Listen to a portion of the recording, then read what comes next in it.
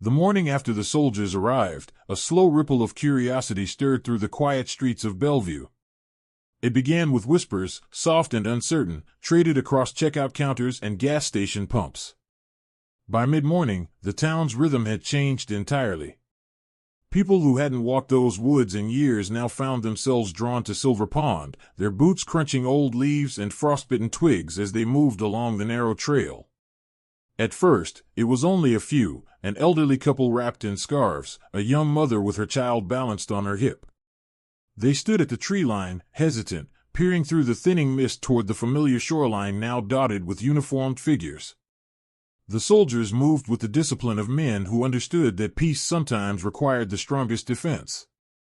They weren't loud or aggressive, they worked quietly, stringing simple rope barriers between sandbags, marking boundaries not to push the people out but to guard something far older than any deed or contract. Lucas Bryant stood among the first arrivals, his hands thrust deep into the pockets of his worn flannel jacket. He watched Randy Brooks, the young veteran who had summoned this quiet army, issue directions with the calm authority of someone who knew the stakes. There was a reverence to Randy's movements, as if he were tending not just to a place, but to a living memory that demanded protection. The soldiers erected simple tents near the water's edge, not for occupation, but for preservation. They collected soil samples, tested the water, documented the native plant life along the banks. When asked by a small cluster of confused onlookers, Randy explained with quiet conviction, they were gathering evidence, not building defenses. This wasn't a siege, it was a stewardship. As word spread beyond the immediate neighborhoods, the crowd grew. By mid-afternoon, it seemed as if the entire town had emptied itself into the woods. People carried folding chairs, homemade signs, and steaming thermoses. They parked their trucks along the shoulders of the narrow road, walking the last mile by foot where the trail grew too rough for vehicles. Children scampered through the brush, their laughter threading through the murmurs of conversation and uncertainty.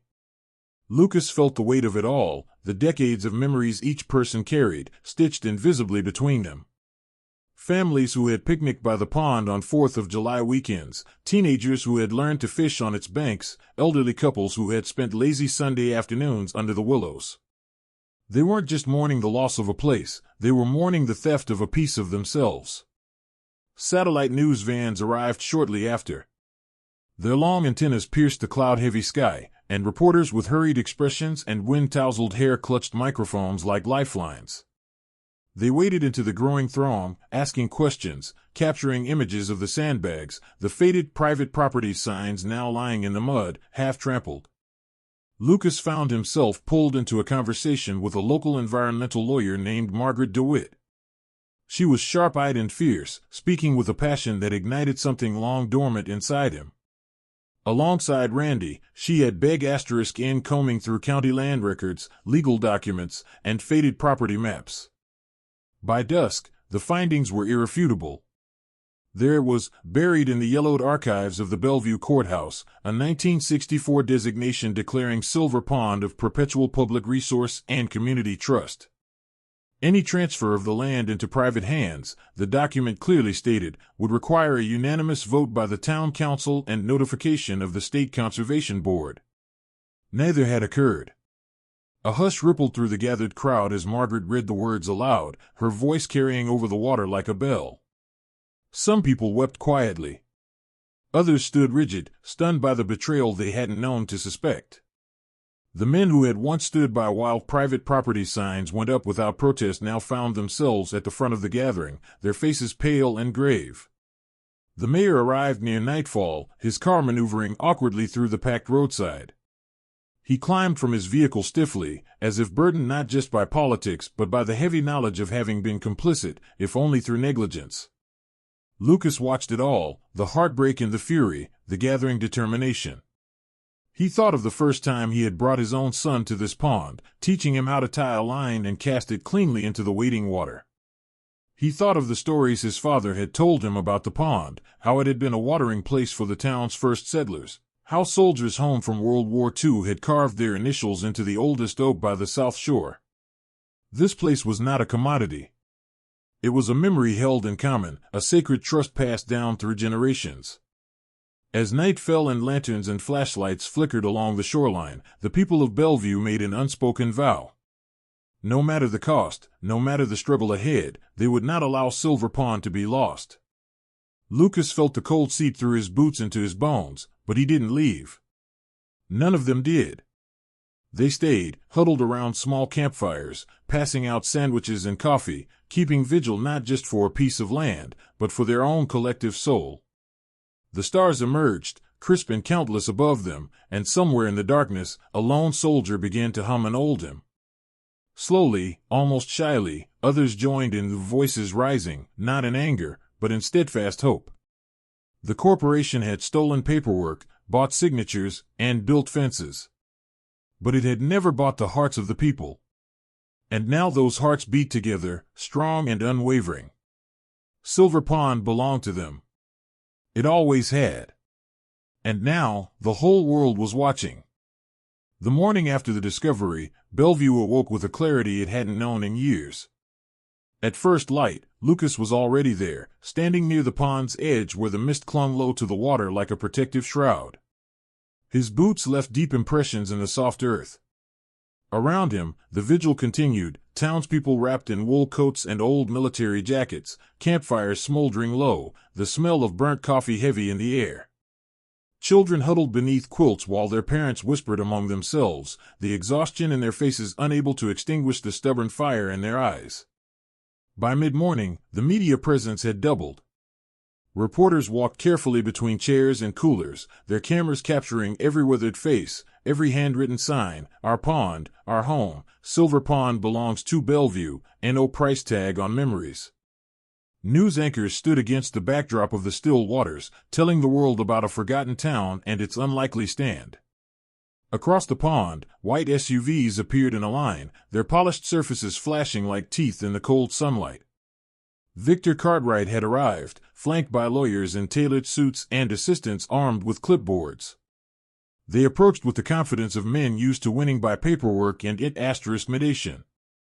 Cartwright himself wore a long black coat, sharp and heavy, as if the fabric alone could shield him from the cold judgment of the crowd. He walked toward the makeshift gathering, his mouth pulled into a tight smile that didn't reach his eyes. Margaret DeWitt stepped forward, holding the archival records high for all to see. She spoke in a clear, unwavering voice, outlining the decades-old designation of the pond as protected land, the illegal nature of the sale, the betrayal of public trust. Her words were precise, each syllable another stone laid on the foundation the townspeople had built. Cartwright listened, nodding occasionally, but Lucas could see the flicker of calculation behind his polite mask. He offered the first compromise before the sun reached its zenith, allowing limited public access to the pond's far side, building the golf resort farther back into the woods. His voice was smooth, practiced, like oil slipping over glass.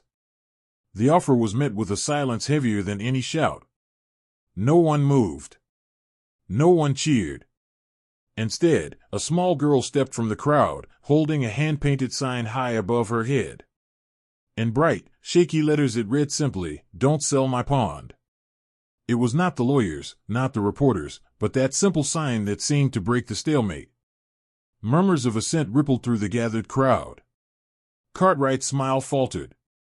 Margaret spoke again, her voice carrying across the water, across the hearts of every soul present. She rejected the offer in full. She made clear that Bellevue would settle for nothing less than total restoration of public ownership and the permanent protection of Silver Pond.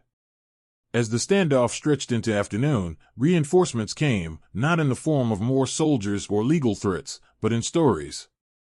Veterans who had moved away drove hours to stand beside Randy Brooks. Grandparents who had taught their grandchildren to fish at the pond called into radio shows, recounting their memories live on air. Environmental experts published online statements, describing the unique ecosystems Silver Pond supported, species that would be lost forever under bulldozers and concrete. Each voice was another brick in a wall that Cartwright could not scale. Pressure mounted. News channels picked up the story nationally. Politicians began to call. Questions were raised in distant government offices about improprieties in the land sale. The corporation's investors grew nervous, their stock prices flickering downward. By the third day, Cartwright returned with another offer. He would abandon the golf course project entirely but retain ownership, turning the pond into a private conservation reserve with a nominal annual fee for public access. It wasn't enough. The people of Bellevue, who had once watched quietly from their porches as the signs went up, now stood together, unified by the simple truth that no price could buy back what had been stolen without consent. On the fourth morning, under the gaze of cameras, journalists, and a growing army of online supporters, Victor Cartwright signed a binding agreement. Silver Pond would be returned fully and legally to the public. Not a foot of shoreline would be built upon. No gates. No fences. No restrictions. The town erupted into cheers so loud that even the woods seemed to join in, the bare trees rattling their branches in celebration. But it did not end there. Under the new settlement, Silver Pond was declared a permanent public nature preserve, protected by state and federal law. No future sale could ever threaten it again. A community board was formed that very week, comprised of volunteers from every walk of life, teachers, veterans, students, retirees. Lucas Bryant was named as its honorary chairman, a quiet nod to the man whose stubborn heart had kept the flame alive when others had given up. In the following days, plaques were installed along the pond's trail, bearing the names of those who had fought to save it. A new wooden dock was built by volunteers, complete with benches overlooking the water where fathers and sons, mothers and daughters, could sit and learn the art of patience once again. The mayor, once absent and silent, now stood publicly beside Lucas during the dedication ceremony, his voice trembling slightly as he acknowledged the failures that had brought them here. He pledged a new era for Bellevue, one built on transparency, trust, and the fierce guardianship of their shared spaces. As the crowd dispersed that afternoon, Lucas lingered by the water's edge. The sun dipped low, casting the pond in molten gold. The laughter of children echoed across the shore, blending with the distant calls of geese overhead. Silver Pond had been saved. Not by wealth or power, but by ordinary people refusing to forget what mattered. Lucas watched the ripples spread across the surface, each one a quiet reminder that change, true change, begins with the courage to stand, even when standing feels like the loneliest thing in the world. He closed his eyes for a moment, breathing in the scent of wet earth and old memories. It was all still here. It had been waiting for them all along. Sometimes kindness was not an act, but a vigil. And sometimes, that was enough to change everything. 3 months later, the world beyond Bellevue moved on, as it always does. New headlines pushed old battles to the margins. Cameras packed up. Reporters chased fresher controversies. The great machines of noise and attention rolled away, leaving the small town to itself once again. But Silver Pond remained. Lucas Bryant sat on the newly built public dock, a soft creak beneath his boots as the boards settled into their place against the gentle lapping of the water. His hands, calloused and steady, rested loosely on his knees. Beside him sat Ellie, his granddaughter, swinging her legs over the water with the reckless joy only the very young could muster. A bright pink fishing pole leaned precariously against the dock's edge, a stubborn worm dangling half-heartedly on the line. Around them, the shoreline pulsed with life. Families had returned, spreading out blankets, unpacking coolers heavy with lemonade and sandwiches. Children chased each other through the grass, their laughter stitching the air with silver threads of happiness. An old veteran in a folding chair taught a boy how to tie a fishing knot, their hands moving together slowly, carefully, like passing on a secret. The pond had never looked more alive. Wildflowers, once trampled and forgotten, now nodded in colorful bursts along the trails. Ducks nested freely in the reeds again. Someone had carved a simple wooden sign at the trailhead, "Welcome Home," and below it, a bronze plaque with Lucas's name, though he always turned his head a little when he passed it, embarrassed by the attention. The Conservation Board met every third Thursday inside the old town hall. Lucas attended when he could, sitting quietly at the back, nodding approval at the plans for cleanup days and wildlife surveys. He didn't speak much, he didn't need to. His part had been played, and now the pond belonged to everyone again. He thought about the journey, sometimes. About how quickly people had once given up, how easily the wrong voices had convinced them to look away, to accept the loss of something that had shaped their lives. But he never blamed them. People were busy, tired, weighed down by invisible battles of their own. That was why it took only a few stubborn hearts to keep the fires lit when the night seemed endless. Across the dock, Ellie gave a tug on her fishing line and gasped as a tiny sunfish wriggled free at the surface. Lucas chuckled softly, reaching over to help, his hand steady against the frantic flapping of the fish. Together, they admired it for a moment, the shimmer of its scales, the tiny beat of its heart, before he guided her in gently releasing it back into the water. Life, he thought, was never about what you could hold on to. It was about what you learned to let go of with grace. In the months following the victory, Bellevue had begun to change in quieter ways too. The diner on Main Street added a mural facing the street, a sweeping painting of the pond at sunset, stitched with tiny images of fishing poles, canoes, and wide-open arms. The library dedicated an entire shelf to local environmental heroes, cramming it with books about conservation, hope, and quiet revolutions. New faces started appearing at town meetings, young families, veterans, teachers from the next county over who wanted to be part of a town that remembered what it stood for. It was as if saving the pond had opened some hidden door in everyone's chest, and the good inside had spilled out. And Lucas, the man who had once trudged home from another lawyer's office with dust on his boots and defeat in his chest, now found strangers stopping him on the street to shake his hand. Sometimes they had tears in their eyes when they thanked him, not just for the pond, but for reminding them of something they hadn't even known they'd lost, the belief that ordinary people could still change the world. He never got used to the attention. He never wanted to. He always smiled quietly, touched the brim of his cap, and moved along. Because it had never been about applause. It had always been about that first early morning decades ago, when his own father had led him by the hand to this very pond, pressing a simple wooden fishing pole into his grasp and whispering a promise that this place would always be here, waiting for him. Lucas looked out across the water, now gilded by the late afternoon sun. Ellie leaned against him, warm and tired, her fishing pole abandoned on the dock. Somewhere behind them, a mother called her children in for sandwiches. A few notes from an old guitar floated from a circle of teenagers gathered by the trailhead. He closed his eyes for a moment and listened to it all, the life, the laughter, the living proof that standing up, even when it cost you everything, was always worth it. Because kindness, without question, was enough. It always had been. And if the pond was a mirror, then today, it reflected a town that had remembered who it was. A place where hope outlasted fences. A place where memories didn't need permission to exist. A place where a man could sit with his granddaughter in the golden light and know, deep in the marrow of his bones, that some things could still be saved.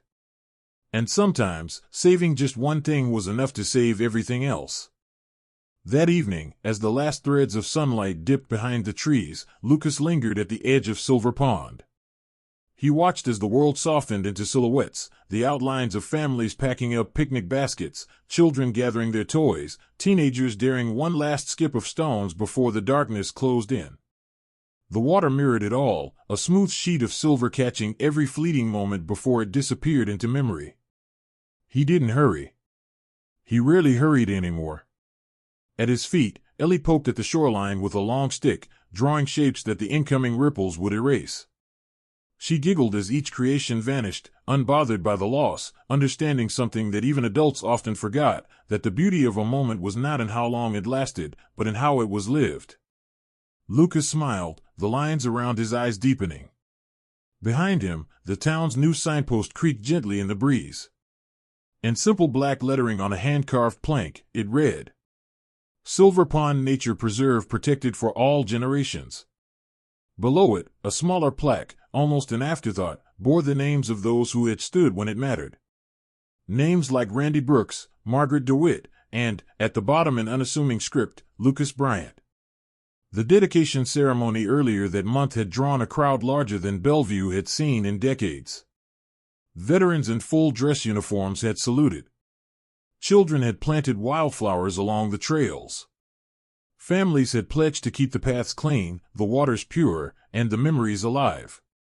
No one spoke of Victor Cartwright anymore. His name had faded from their conversations like an old scar, the kind that still aches when rain is coming but no longer demands explanation. The pond itself had reclaimed its throne, unchanged and eternal. Lucas had noticed the small changes too, the ones no camera crews stayed long enough to record. Neighbors who had not spoken in years now stopped to talk by the general store. Young people who had once planned their escape to bigger cities now lingered a little longer, some even putting down roots.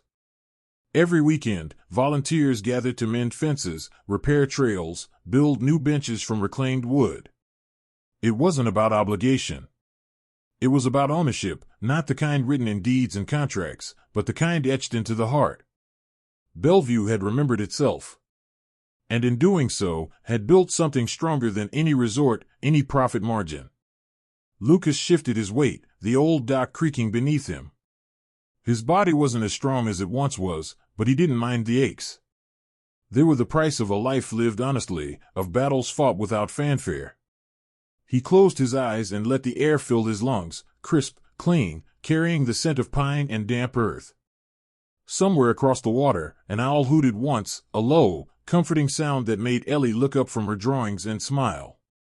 They stayed until the stars blinked awake in the velvet sky, each one a tiny torch reminding him that light could survive even the deepest night. When at last they gathered their things, Lucas took one last look at the pond, now nothing more than a dark mirror cradling the heavens. He thought about all those who had come before him, his father, who first taught him to fish, the soldiers who had once camped by these shores, the families who had found joy in its waters, even those who had tried to fence it off, whose failure had reminded them all what was truly precious. Everything was still here. Everything that mattered had been saved, not by grand gestures, but by quiet ones, a hand reaching for another in the dark, a voice raised when silence would have been easier, a stubborn refusal to let go of what was right. It would have been easy, so very easy, to surrender. To believe that ordinary people could no longer shape the world around them. But Silver Pond stood as proof against that lie. Hope did not require permission. Kindness did not ask for applause. And even in a world that seemed to value only noise and speed, there was still room for steadfast hearts who knew that some things, some places, were worth fighting for simply because they were good. Lucas slung the worn tackle box over his shoulder and reached down to take Ellie's small hand in his. Together, they walked the trail back toward town, their footsteps light, their path sure. Above them, the stars wheeled in slow, eternal dance. Behind them, Silver Pond slept, untouched and unbroken, cradled by the town that had learned just in time that sometimes, to save a place, you only needed to remember why you loved it in the first place. And ahead of them, beyond the trees, beyond the quiet houses and closed-up shops, lay the future.